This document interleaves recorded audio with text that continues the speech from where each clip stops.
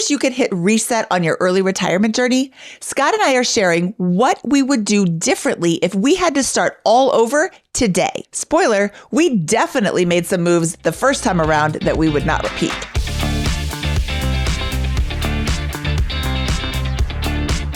Hello, and welcome to the BiggerPockets Money Podcast. My name is Mindy Jensen, and with me as always is my probably would change some things co-host, Scott Trench. Thanks, Mindy. I look forward to looking back today here on BiggerPockets Money Podcast with you. I'm super excited about this episode. This is just a fun kind of what if scenario. I think there will be a couple of what ifs, like what was our journey like? Would we have changed anything in our journeys? And then how would we approach it if we were starting over today? And I think that'll be a fun discussion here. So Mindy, can you give us the quick 60-second overview, perhaps, of your journey to FIRE for folks who may not be familiar with it? So my husband and I started investing in the late 90s, basically because we're saving for retirement.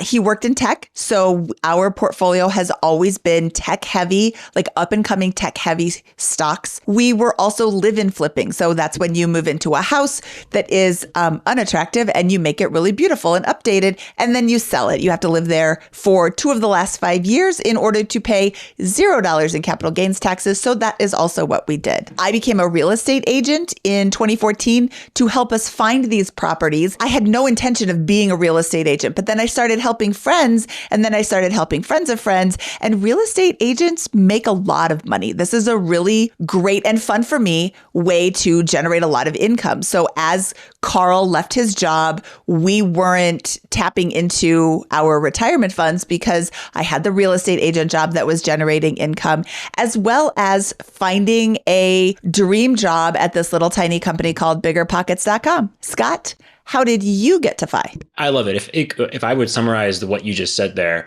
about your journey, there's a frugality component for a long time. There's a handiness in working on live-in flips, which is a substantial boost in income over and over and over and over again that is very tax advantaged. There's a good, maybe not incredible, top 1% household income from Carl's tech career. And then right as he was leaving his job, or in that period that there was a little bit of overlap, but as he left his job, you had the job at BiggerPockets and this agent income that was more than enough to support your family. And that allowed this aggressively invested, well-positioned tech portfolio to just balloon to way past your FIRE number. And that's awesome, right? Is that the story in a nutshell, you think, for you? It is, except I wouldn't characterize it as top 1% income. I would characterize it as top 10% income. Yeah. It was not top 1% income. It was good, but not incredible elite income that drove your journey to FIRE. It was these other moves in combination with enough and frugality. Yes. For me, to answer your question, I had everything go right. Right. I graduated from college in 2013 and I had $3,000 or whatever cash remaining after a trip to Europe, no debt. Very fortunate.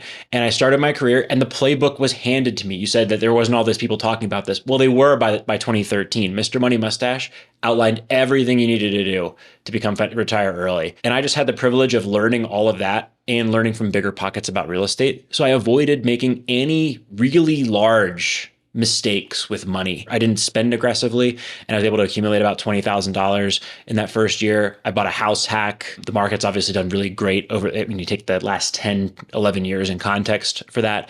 I bought multiple properties over time. I joined a startup at BiggerPockets, which was a rocket ship and won, the lottery, as we talked about briefly earlier. And I had the opportunity to just really make pretty good, I think, overall decisions on the spending front.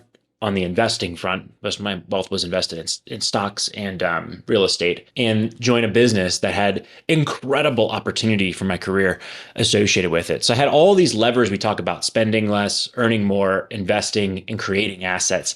I just got a wonderful 10-year journey of maximizing my learning and opportunity in all of those areas, basically. And that made it, relatively speaking, easy and straightforward for me to achieve FIRE over that period of time. Scott, what I'm hearing you say is you took action. You didn't just sit around. You didn't spend every dime that came into your pocket. You were looking for a different way. You found the different way, and then you followed the different way. I think that last point is a point that we cannot beat home enough. You have to take action. It's one thing to find Mr. Money Mustache, but it's quite another to actually do the things necessary to make it to early retirement. I certainly will give myself credit for acting on a lot of these things and then thinking about them, obsessing over them, learning and trying to optimize or improve in all these areas and stay in tune with stuff. But I also did have the fortune of just like, oh, here's the obviously correct playbook, and then the wherewithal to realize, yes, that is obviously correct. I'm going to do that.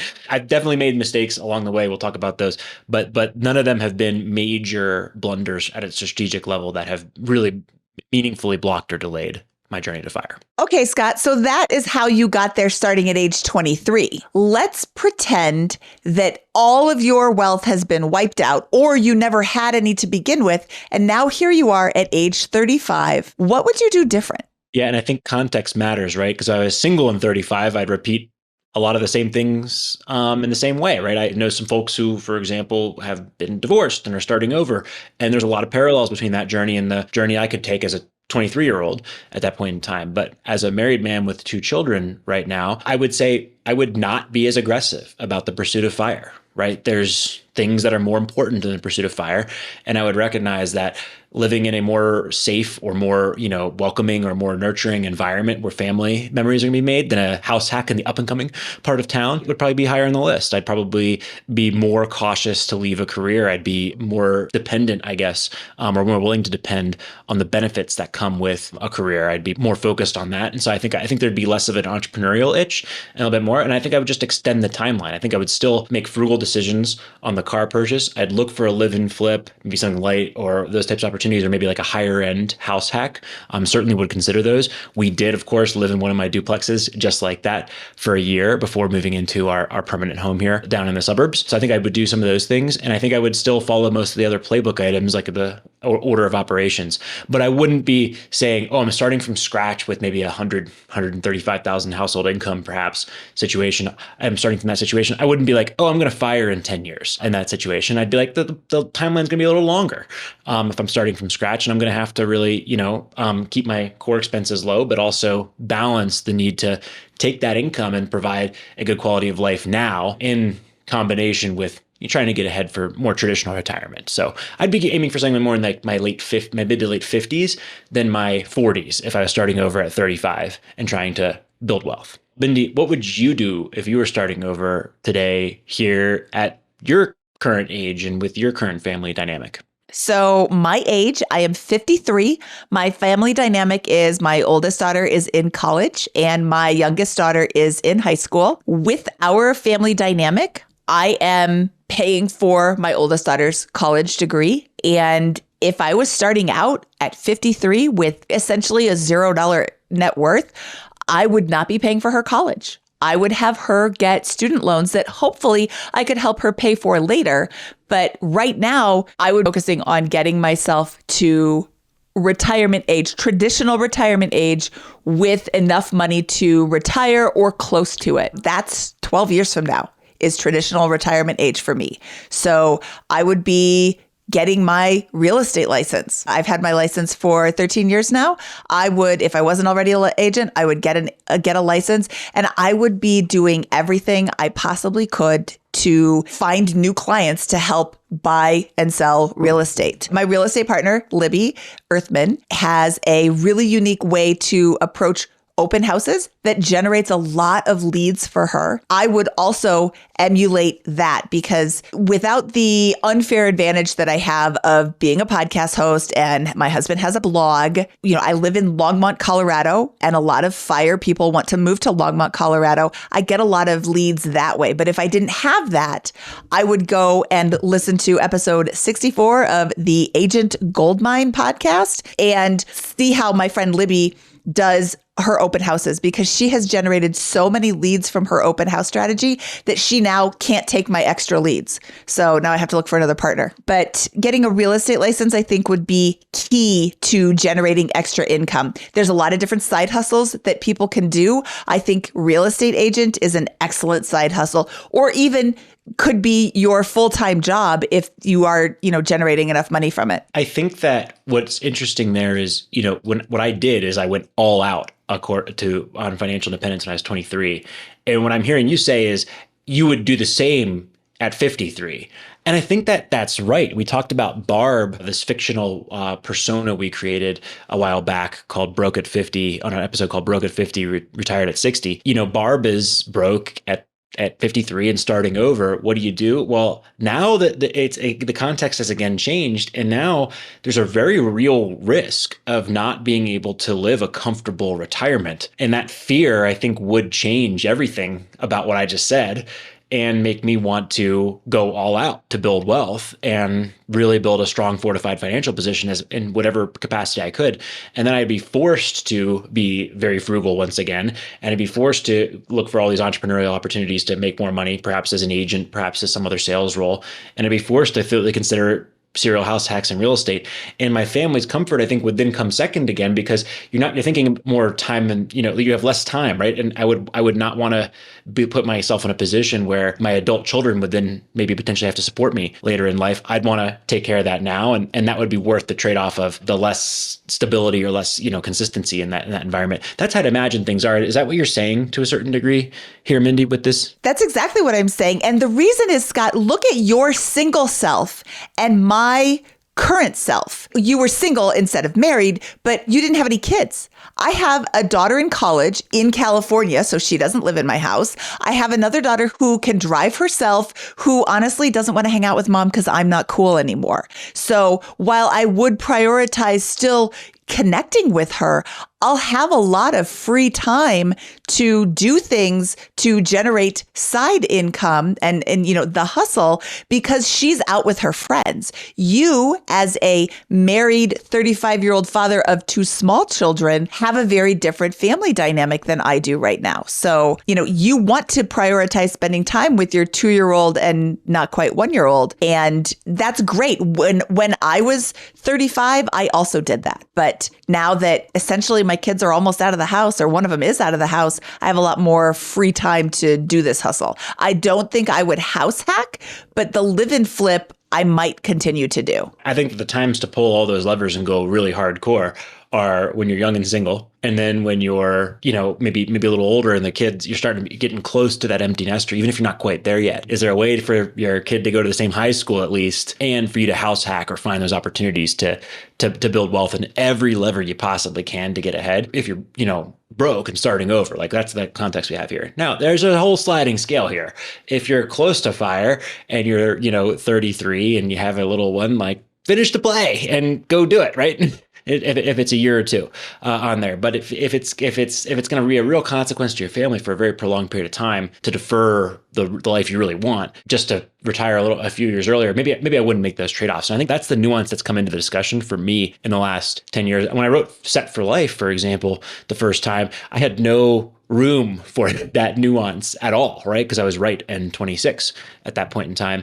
And when I revised it a few years later, 5 years later, when I was 30, 31, I was able to put that nuance back into the revision of it, because there is that nuance. But I do stand by and think that it's so valuable to go all out in those first years out of college in particular, because college and the lifestyle you want when you're like in your early 20s is not that expensive. And as long as you don't just assume this overhead of the car and the fancy apartment or the house, I mean, you can just have all the fun and build all the wealth. Just don't make those big mistakes and go all out for those couple of years. You're going all out anyways at your career, almost certainly, regardless which direction you choose. So why not do it in a way that sets you up to become financially independent? Because it's so great to get to that point in your 30s if you choose to, and when you start a family. I think going all out when your family dynamic allows for it is going to be the difference between really, really generating that wealth and that income, or kind of just bumping along. What would you do if you were starting over at 23? So not this time, you're not 53, you are 23 and you're starting over today here in 2025. Okay, if I was 23 and starting over in 2025, I would, again,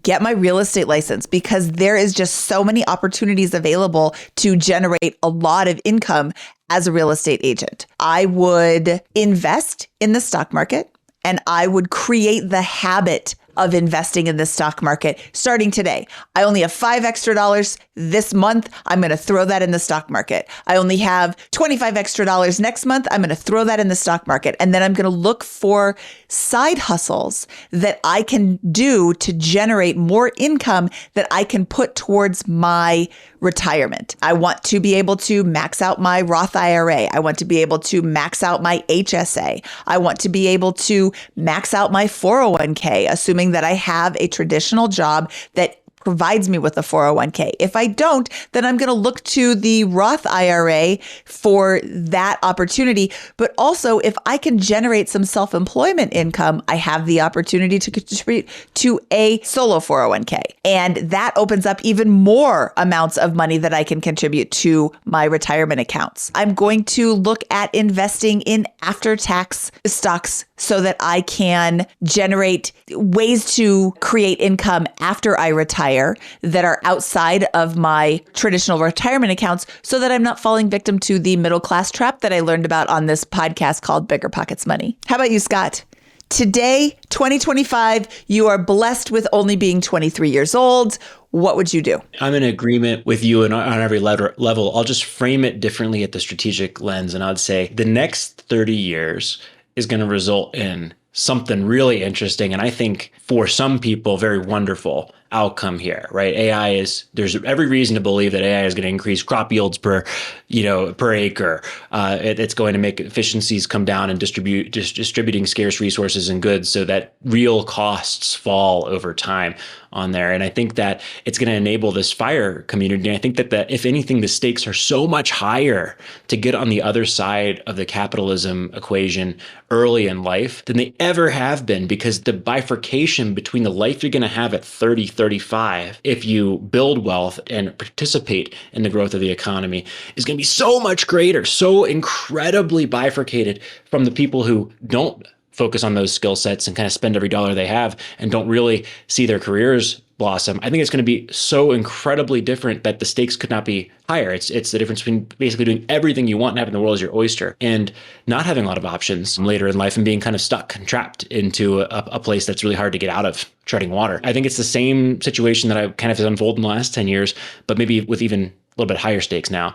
And so I think that the strategy is really keep those expenses low, invest in ways that will participate in that economy. I think there's every reason to believe that companies are going to grow over the next 10 to 20 years. And I would be having fear in a way I maybe didn't have or wasn't as acute when I was 23 back in 2014 around the valuations of the stock market. So I might be even more inclined to really make that house hack a priority before those stock investments for the first year or two.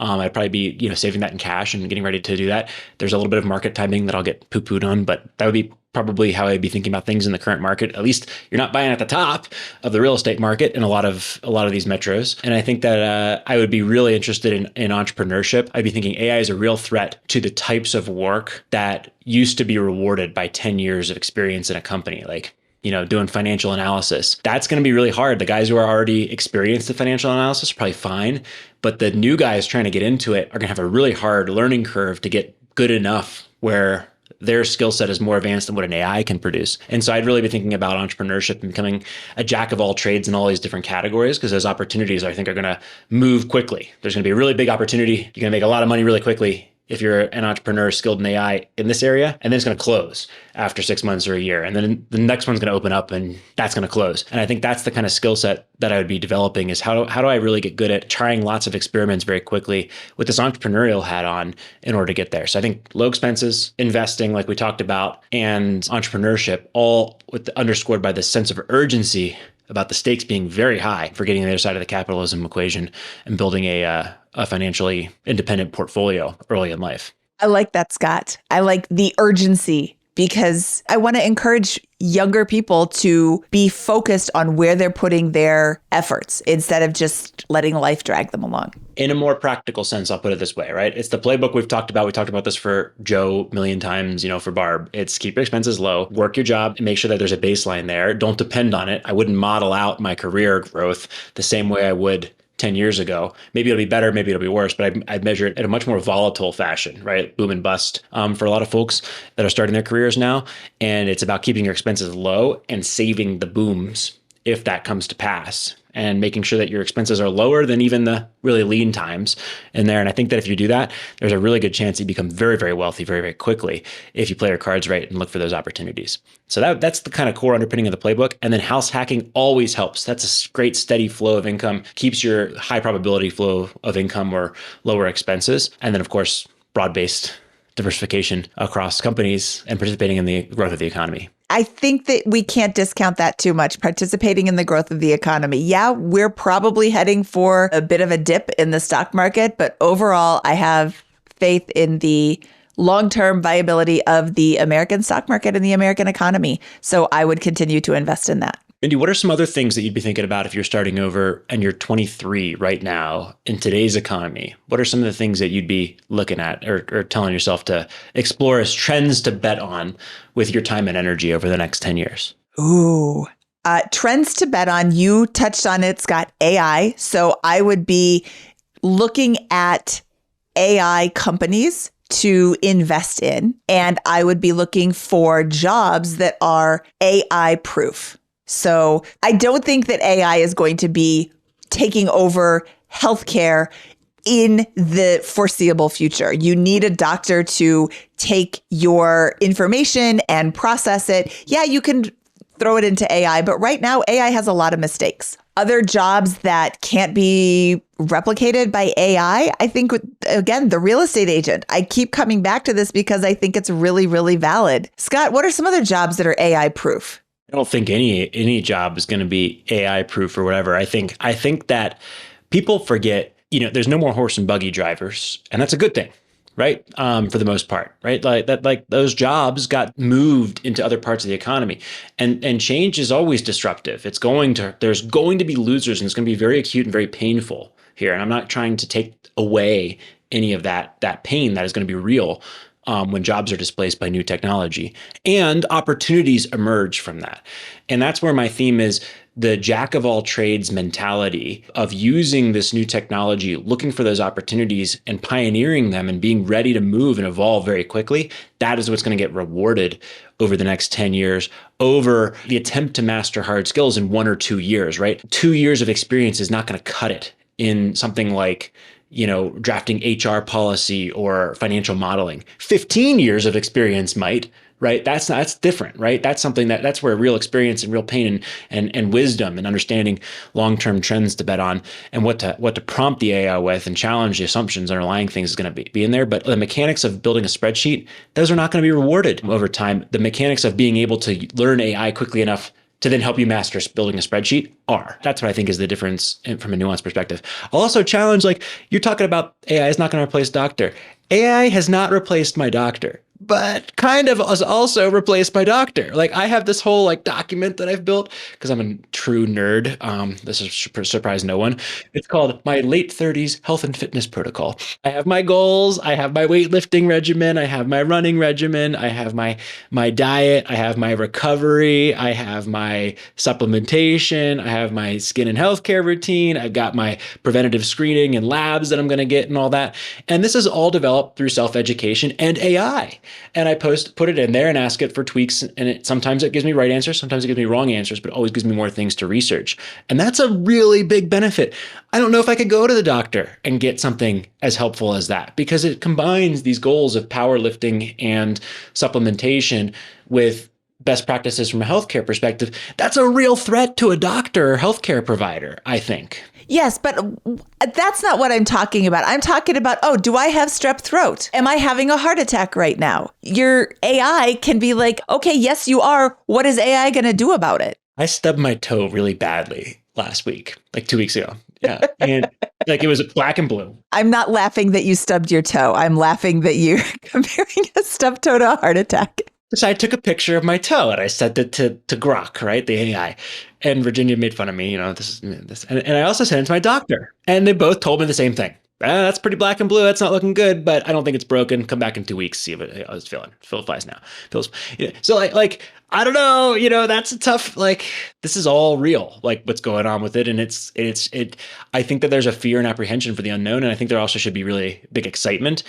Somebody's going to win on that. And it's going to be the 23-year-old who is always looking for the opportunities to get better with it, learn from it, and master it. I submit investment ideas to the AI all the time to beat them up before I talk about them with other humans, because that gets me my most stupid mistakes out of the way quickly. What about skilled trades, Scott? We're talking about electricians, plumbers, roofers, HVAC technicians. Yeah, that I think is safer, relatively speaking, at least for longer, until Elon Musk builds his 1 million robots that he's promised with his $1 trillion pay package. So I think that that's there. But one of the things that's been bugging me about the trades is, if you asked me 2 or 3 years ago, what's that going to look like? I would have said it's going to be a big boom for the next 2 or 3 years. Like they're going to make a killing. It's going to look like the best thing in the world, because you had so much construction going on. We just delivered record new supply of multifamily. There were cranes everywhere 2 or 3 years ago. And now that is stopping and slowing.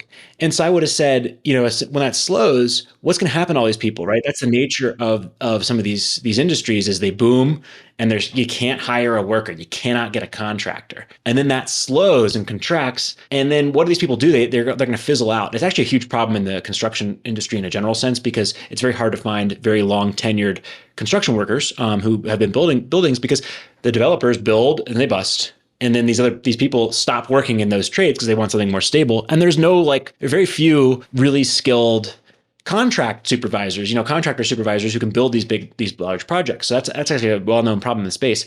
But what's weird is this year that hasn't been happening, right? As these projects have slowed, you're not finding those costs in labor savings to be there. I mean, I'm getting mixed bag from local developers in Denver when I talk to them, but you're not really seeing that in the same way. And I think a big piece of that has to do with the changes in immigration policy at the national level that have been maybe impacting the pool of construction labor to a certain degree.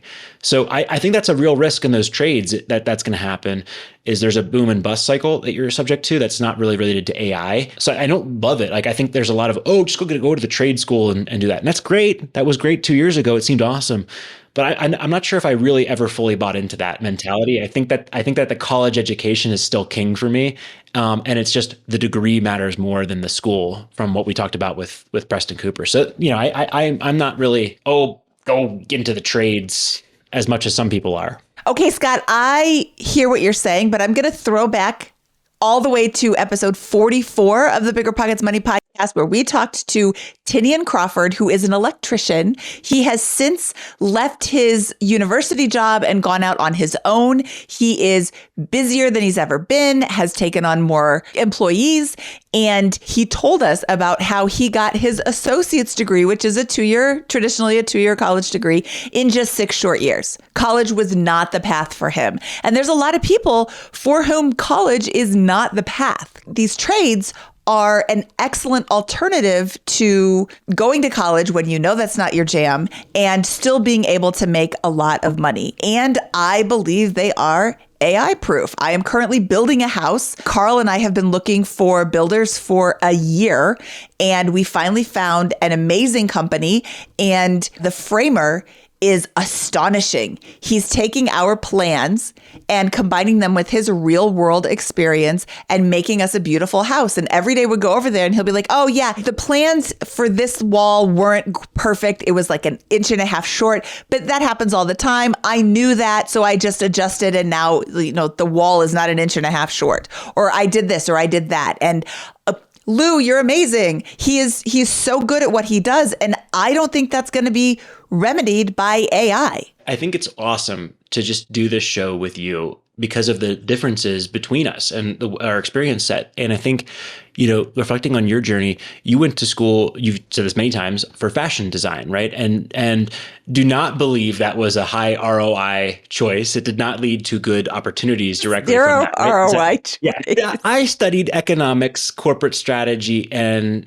finance at Vanderbilt, right? And no question did that set me up for a good set of opportunities, a large number of potential job opportunities, and made me more attractive candidate to Josh Dorkin when I joined BiggerPockets initially, and provided, a lot of background knowledge that was helpful. Also a good network of people. Like my business partner on my rentals went to Vanderbilt with me, right? And he's one of my best friends. And like that's an advantage there that I wouldn't have had if I had gone to school for fashion design, right? And I think that like there's almost no way that it could have gone a different way, but there's almost no way you go to a good skate school or a good private school like a Vanderbilt or University of Maryland in there and study one of these professions and don't have some kind of subset of better opportunities if you go after them than going into trade school, I think, to a large degree. Not to say that trade school is bad. I just think, and I get that it's not that college is not always jam, like you said, but I'm not sold on the college is dead yet. I'm sold on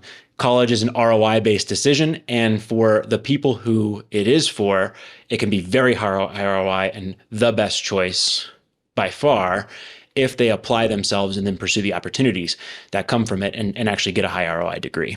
Absolutely agree with that. I was not saying that college is dead. I do not believe that college is dead. I come from the time period where we told everybody, after you graduate high school, you go to college. There's no other option. So the people who didn't go to college were like looked down upon. And, oh, you're not going to college? Really? You're going to ruin your life. And Tinian Crawford is a great example of college is not for everyone. And that's okay that it's not for everyone. You can still make a good living even if you don't go to college. But yes, college is a great choice for a lot of people. I'm definitely not saying that. I can only imagine your clothing design, Scott. You should have gone to school. Hey, you can go back now. Go to school for fashion design. Well, Mindy, I'm now doing a lot of design for the BiggerPockets Money website. I'm having a blast doing it. This is always something that I never could get my head around when I was CEO at BiggerPockets. I had a lot of fun doing that on BiggerPocketsMoney.com. So go check that out if anybody wants to see my design skills at work to a certain degree on portions of that site. So